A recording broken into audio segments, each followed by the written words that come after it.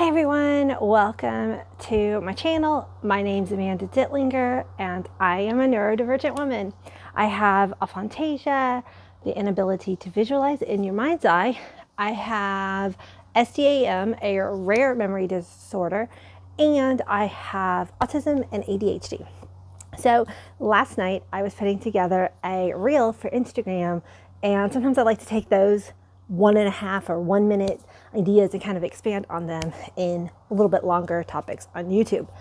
So last night the topic for my Instagram reel was about open-ended questions for autistic and ADHD people, and just anybody a lot of times with any kind of neurodivergency.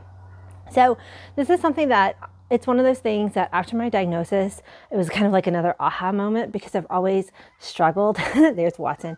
Is he going to go potty on camera? Of course.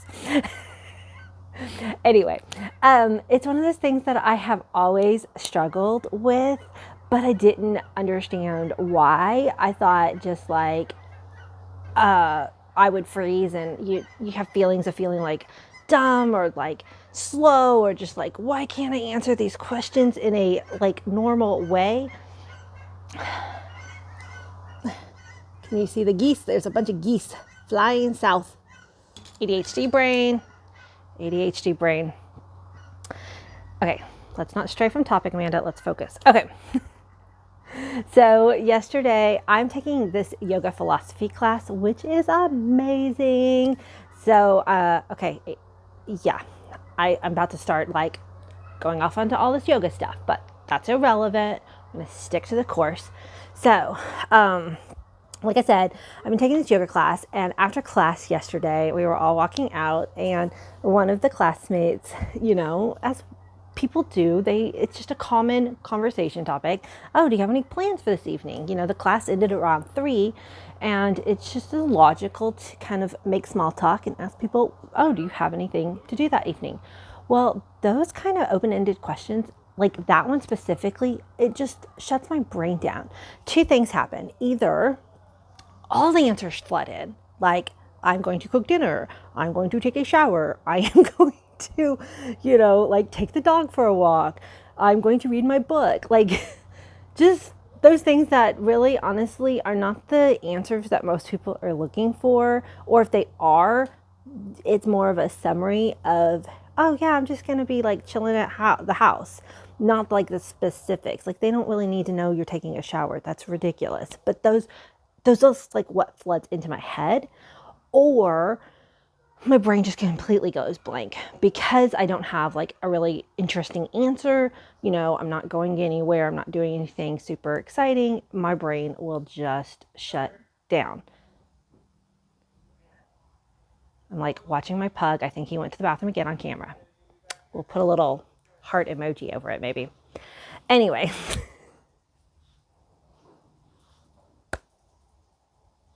Sorry guys, I just gotta laugh.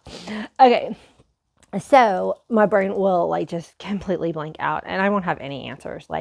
And then it feels like the person's just staring at you, and just like, and the situation gets awkward. Well, a couple of things. One, most of the time, as all this information is flooding in your brain, if you're a neurodivergent person, less actual time is going by than what you think.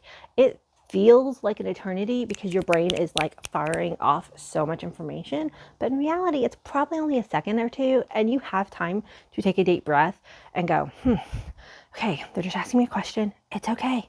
It's okay. Because number two, there is really no right answer.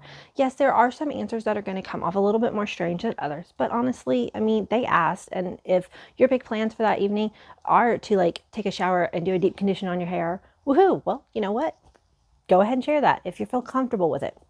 But there is no wrong answer.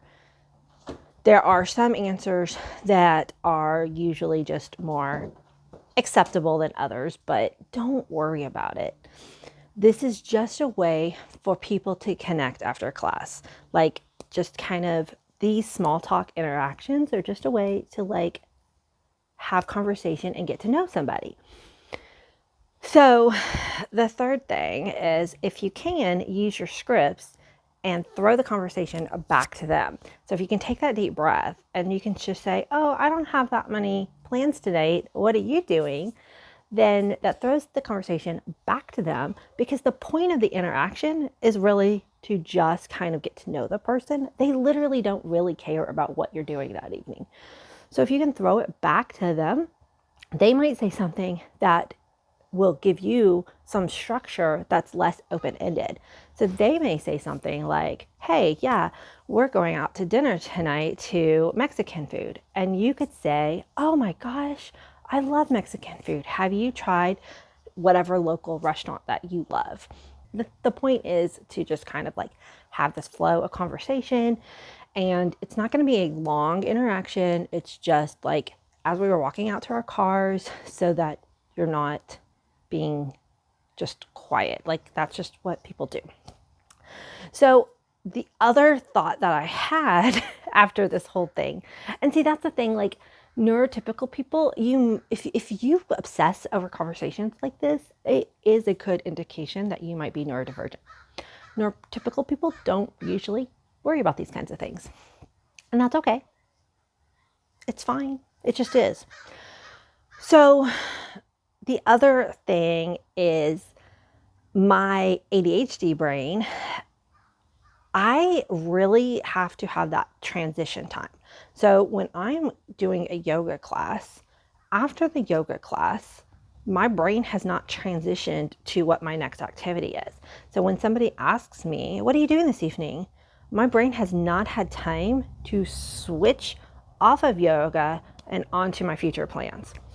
And one thing I think this might be, I've heard that a lot of times ADHD people are time blind. And I always thought my time blindness was more related to my memory disorder, but it might be a little bit of both, or it might be just an ADHD trait. I'm still kind of exploring this concept. I've been aware of it for a long time, like way before I got a diagnosis. Like I can have an injury. I actually mentioned this several videos back. I can get an injury, and then when you go to the doctor, they'll ask, how long have you had this injury?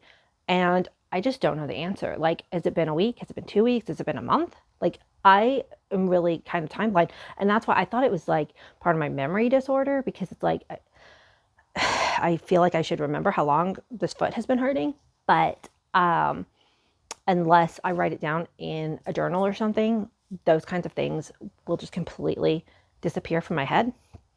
And so, like with ADHD, future planning, like if you ask me, what are you doing this evening? It's like, you might as well be asking me, what am I doing a year from now? Like my brain has not transitioned to my next activity.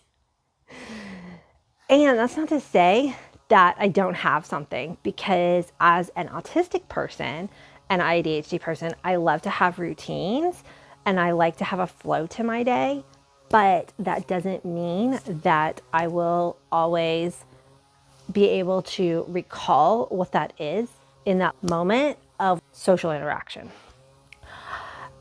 And as a masked person with autism, because I just, recently got diagnosed, every time these kinds of questions would happen, like every time you go get your haircut, at the end of the haircut, they're like, oh, what do you got plans for this weekend? Oh my gosh, that's even worse than this night, because then my brain is like, okay, what day is it? Is it Monday, Tuesday? When's this weekend? How far away is it? What is going on this week? Like, my brain just goes so many thoughts that I can't even think to answer the actual question. So people must think I am so boring, because I pretty much just always say, oh, nothing much.